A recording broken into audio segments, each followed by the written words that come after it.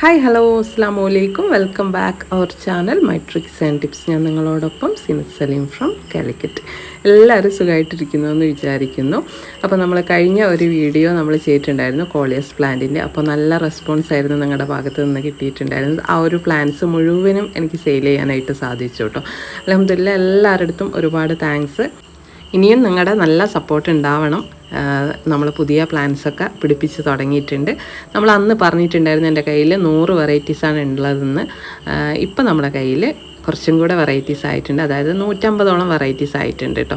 അപ്പോൾ പുതിയ പ്ലാന്റ്സൊക്കെ വന്നു, അതിനെയൊക്കെ നട്ടുപിടിപ്പിച്ചിട്ടുണ്ട്. അതൊക്കെ ഗ്രോത്തായി വരുന്നേ ഉള്ളൂ. അപ്പോൾ ഇപ്പം നമ്മൾ സെയിലിനായിട്ട് നമ്മുടെ കയ്യിലൊരു 25 വെറൈറ്റീസ് മാത്രമേ കയ്യിലുള്ളൂ കേട്ടോ. ബാക്കിയെല്ലാം ഇതാ പുതിയ പ്ലാന്റ് പിടിപ്പിച്ച് ഇതാ ഗ്രോത്തായി വരുന്നേ ഉള്ളൂ. അപ്പോൾ ഇതൊക്കെ ഒന്ന് പിടിച്ച് എല്ലാം ഒന്ന് ശരിയായി കുറേ ബ്രാഞ്ചസൊക്കെ വരണമെങ്കിൽ കുറച്ചൊരു സമയം പിടിക്കും.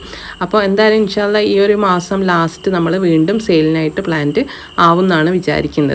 അപ്പോൾ നിങ്ങളുടെ നല്ല സപ്പോർട്ട് അപ്പോഴും കൂടെ ഉണ്ടാവണം. പിന്നെ ഒരുപാട് സന്തോഷമുണ്ട്, കാരണം നമ്മൾ പ്ലാന്റ്സ് അയച്ചിട്ട് എല്ലാവർക്കും നല്ല ഹെൽത്തി ആയിട്ട് തന്നെ പ്ലാന്റ് അവിടെ കിട്ടിയിട്ടുണ്ടായിരുന്നു. അതുകൊണ്ട് എല്ലാവരും ആ ഒരു സന്തോഷം നമ്മൾ അറിയിച്ചിട്ടുണ്ടായിരുന്നു. അപ്പോൾ പ്ലാന്റ്സ് വാങ്ങിച്ച എല്ലാവരോടും ഒത്തിരി നന്ദി. അവരൊക്കെ വീണ്ടും പുതിയ കളക്ഷൻസ് വേണമെന്നും പറഞ്ഞിട്ടുണ്ട്. അതുകൊണ്ട് നമ്മൾ സെയിലിന് ഈ പ്ലാന്റ് ആവുന്ന സമയത്ത് എന്തായാലും ഞങ്ങളെല്ലാവരെയും പേഴ്സണലായിട്ടും അല്ലാതെ ഈ ചാനലിലൂടെയും ഒക്കെ അറിയിക്കുന്നതായിരിക്കും. പിന്നെ എനിക്ക് പ്ലാന്റ് വാങ്ങിക്കുന്ന ആളുകളോട് പറയാനുള്ള കുറച്ച് കാര്യങ്ങൾ ഇതിൽ ഉൾപ്പെടുത്തുകയാണ്. അതായത് നമ്മൾ കോളിയസിൻ്റെ കട്ടിങ്സ് പിടിപ്പിക്കുന്ന സമയത്ത് നമ്മൾ ഒരിക്കലും വളം ചേർത്ത മണ്ണിൽ കോളിയസ് പ്ലാന്റ് പിടിപ്പിക്കാനായിട്ട് പാടില്ല.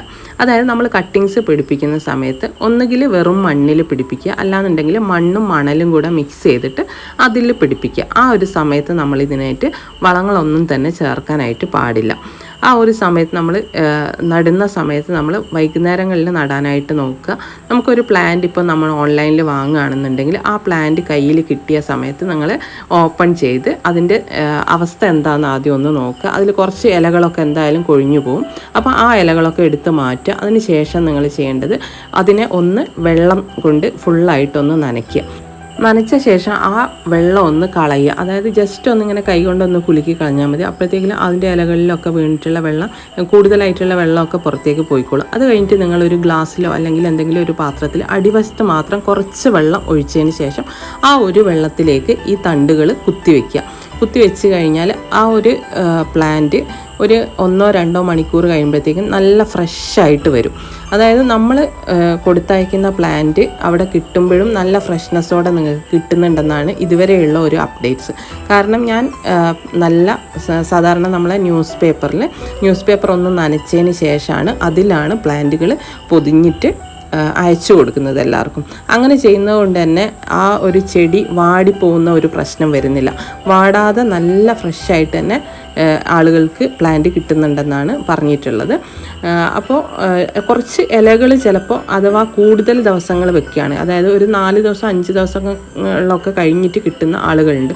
അതായത് നമുക്ക് ഇപ്പോൾ കേരളം വിട്ട് കഴിഞ്ഞിട്ടുള്ള ഏതെങ്കിലും സംസ്ഥാനത്തേക്കൊക്കെ ആണെങ്കിൽ ചിലപ്പോൾ 4 ദിവസം 5 ദിവസമൊക്കെ എടുക്കാറുണ്ട്. ആ ഒരു സമയത്തും ഈ പ്ലാന്റ്സിന് ഒരു കേടും സംഭവിക്കുന്നില്ല.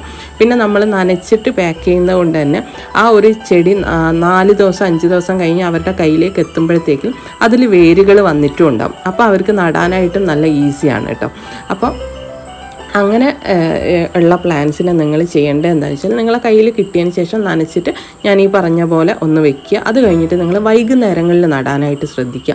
കാരണം നല്ല വെയിലുള്ള സമയങ്ങളിൽ നിങ്ങൾ പ്ലാന്റ് നടാനായിട്ട് നോക്കരുത്. വൈകുന്നേര സമയത്ത് അത് നട്ട് വെച്ചതിന് ശേഷം നിങ്ങൾ ജസ്റ്റ് ഒന്ന് നനച്ചു കൊടുക്കുക. അതിൻ്റെ ഇലകളിൽ കൂടെ ഒന്ന് നനച്ചു കൊടുക്കുക. ആ ഒരു ദിവസം നനച്ചാൽ മതി. പിറ്റേ ദിവസം നിങ്ങൾ നനയ്ക്കേണ്ട ആവശ്യമില്ല. പിറ്റേ ദിവസം നിങ്ങൾ അതിൻ്റെ ലീഫിൽ മാത്രം കുറച്ചൊന്ന് വെള്ളം സ്പ്രേ ചെയ്ത് കൊടുത്താൽ മതി.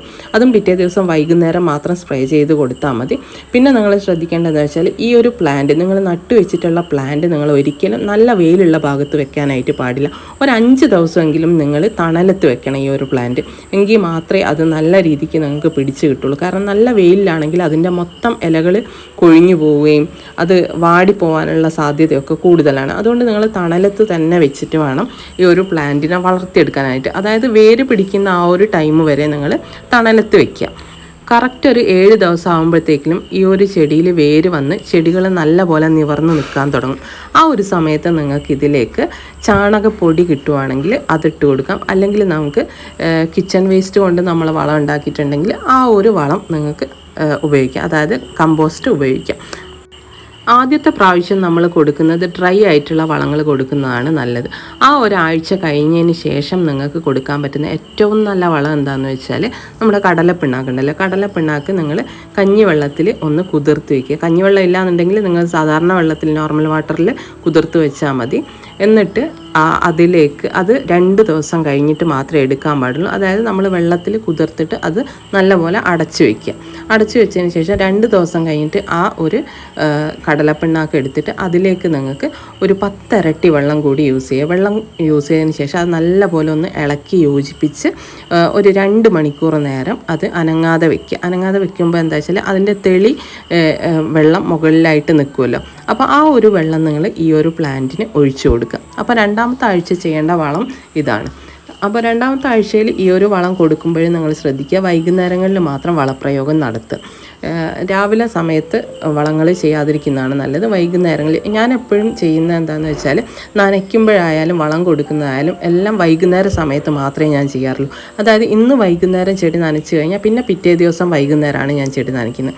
അല്ലാതെ ഡേ ടൈമിൽ ഞാൻ ഒരിക്കലും ചെടികൾ നനയ്ക്കാറില്ല.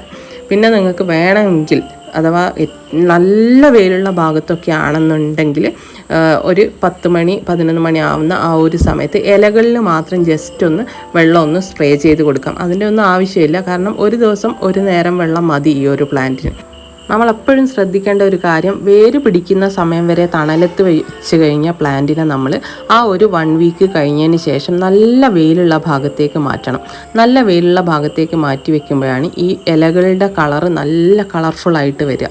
അപ്പോൾ ഈ ഒരു ചെടിക്കുള്ള ഏറ്റവും വലിയൊരു പ്രത്യേകത തന്നെയാണ്. കാരണം നമ്മൾ ചെടിയുടെ ഇലയുടെ ആ ഒരു ഭംഗി കണ്ടിട്ടാണ് എല്ലാവരും ഈ ചെടി വളർത്താനായിട്ട് നോക്കുന്നത് അല്ലേ. അപ്പോൾ അതിന് നല്ല ഭംഗി കിട്ടണമെന്നുണ്ടെങ്കിൽ നമ്മൾ നല്ല വെയിലുള്ള ഭാഗത്ത് തന്നെ ഇതിനെ സെറ്റ് ചെയ്യണം. അപ്പോൾ ഈ ഒരു 2 ആഴ്ച ആവുമ്പോഴേക്കും നിങ്ങൾ ചെയ്യേണ്ടത് എന്താണെന്ന് വെച്ചാൽ ഇതിൻ്റെ തളിര് ഭാഗം ഒന്ന് നുള്ളിക്കളയുക. ആ നുള്ളുന്ന തളിര് നിങ്ങൾക്ക് വേറെ ഒരു ആ ചെടിയുടെ മൂട്ടിലായിട്ട് ഒന്ന് കുത്തി വെച്ച് കഴിഞ്ഞാൽ അതും പിടിച്ച് കിട്ടും കേട്ടോ. അങ്ങനെ എനിക്ക് ഒത്തിരി പ്ലാന്റുകൾ ഉണ്ടായിട്ടുണ്ട്. അപ്പോൾ അങ്ങനെയും ചെയ്യാം. അപ്പോൾ നമ്മൾ ഈ അതിൻ്റെ തളിര് ഭാഗം കട്ട് ചെയ്യുന്നത് കൊണ്ടുള്ള ഗുണം എന്താണെന്ന് വെച്ചാൽ അവിടെ പെട്ടെന്ന് 2-3 ബ്രാഞ്ചസ് പെട്ടെന്ന് വരാനായിട്ട് തുടങ്ങും. അപ്പോൾ ചെടി പെട്ടെന്ന് ഗ്രോത്ത് ആയി തുടങ്ങും. അപ്പോൾ 3ാമത്തെ ആഴ്ചയിൽ നിങ്ങൾക്ക് കൊടുക്കാവുന്ന വളം എന്താ വെച്ചാൽ പച്ചച്ചാണകം നമ്മൾ നല്ലപോലെ കലക്കി വെക്കുക. ഒരു ദിവസം അങ്ങനെ തന്നെ വെള്ളത്തിൽ കലക്കി വെച്ചതിന് ശേഷം പിറ്റേ ദിവസം അതെടുത്തിട്ട് അതിലും 10 ഇരട്ടി വെള്ളം യൂസ് ചെയ്തിട്ട് അതിൻ്റെ തെളിവെള്ളം ഈ ചെടിക്ക് ഒഴിച്ചു കൊടുക്കുക. ഈ 2 വളങ്ങളാണ് നമ്മൾ കോളിയസ് പ്ലാന്റിന് മെയിനായിട്ട് കൊടുക്കുന്നത്.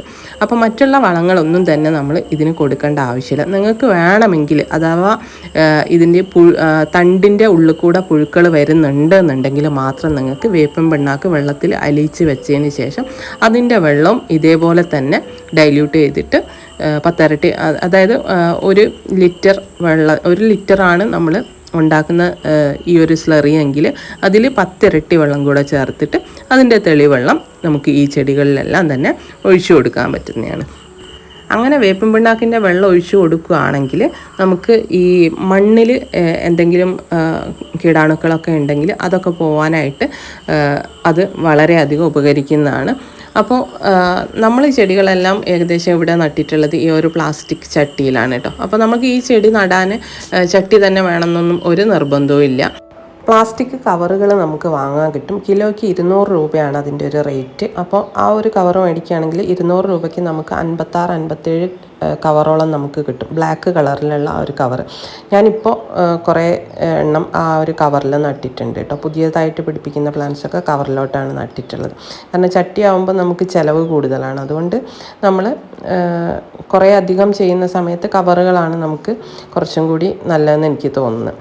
അപ്പോൾ പിന്നെ നമ്മൾ ചെയ്യേണ്ടതെന്ന് വെച്ചാൽ ഈ ചെടികളിൽ ആദ്യം വന്ന ഇലകൾ ഉണ്ടാവുമല്ലോ, താഴ്ഭാഗത്തേക്ക് കിടക്കുന്ന പഴകിയ ഇലകളൊക്കെ നമ്മൾ ഇടയ്ക്കിടയ്ക്ക് ഒന്ന് കട്ട് ചെയ്ത് മാറ്റുന്നത് നന്നായിരിക്കും. കാരണം അങ്ങനെയുള്ള ഇലകൾ മാറ്റുമ്പോൾ പുതിയ ഇലകൾക്ക് കൂടുതൽ ഊർജ്ജം ലഭിക്കുകയും പുതിയ ഇലകൾ നന്നായിട്ട് വളരുകയും ചെയ്യുന്നതായിട്ട് കാണാൻ പറ്റും. പിന്നെ നമ്മളൊരു പ്ലാന്റ് പുതുതായിട്ട് ഇതുപോലെ പിടിപ്പിച്ച് കഴിഞ്ഞാൽ അതിലും നമുക്ക് അടിവശത്തോട്ടുള്ള ഇലകളൊക്കെ ഇടയ്ക്കിടയ്ക്ക് ഒന്ന് കട്ട് ചെയ്ത് മാറ്റുന്നത് നന്നായിരിക്കും. കാരണം നമുക്ക് മുകളിൽ പുതിയ ഇലകൾ വരുമ്പോൾ അത് നല്ല ഹെൽത്തി ആയിട്ട് വളരാൻ അത് സഹായിക്കും കേട്ടോ.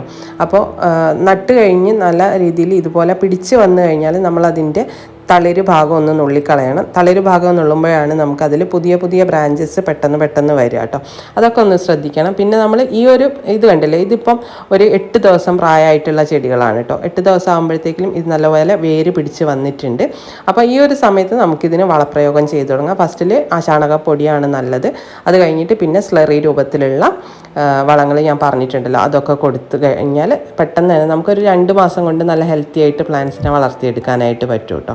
പ്ലാന്റ്സ് വാങ്ങിക്കാൻ താല്പര്യമുള്ള ആളുകൾ സ്ക്രീനിൽ കാണുന്ന വാട്സപ്പ് നമ്പറിൽ മെസ്സേജ് ചെയ്താൽ മതി. അപ്പോൾ നമ്മൾ അതിൻ്റെ ഡീറ്റെയിൽസൊക്കെ വാട്സപ്പിൽ കൊടുക്കുന്നതായിരിക്കും. പിന്നെ നിങ്ങൾ ശ്രദ്ധിക്കേണ്ടതെന്ന് വെച്ചാൽ ഇതിന് ഏറ്റവും ശത്രുവായിട്ടുള്ളത് പുഴുക്കൾ തന്നെയാണ്. ഇലചുരുട്ടി പുഴുക്കളാണ് ഇതിനെ ആക്രമിക്കുന്നത്. അപ്പോൾ 1-2 പ്ലാന്റിലൊക്കെ ഉള്ളൂ എന്നുണ്ടെങ്കിൽ നിങ്ങൾ എന്ത് ചെയ്യുക, ആ ഇലകൾ നുള്ളി മാറ്റി കളഞ്ഞാൽ മതി. പ്ലാന്റുകൾ നല്ല ബുഷിയായിട്ട് വളരാൻ വേണ്ടിയിട്ട് ഇതേപോലെ തളിര് ഭാഗത്തുള്ള ഇലകൾ നുള്ളിക്കളിയുക. അപ്പോൾ അതിൻ്റെ 2 സൈഡിൽ നിന്നായിട്ട് പുതിയ ബ്രാഞ്ചസ് വരുന്നത് കാണാം.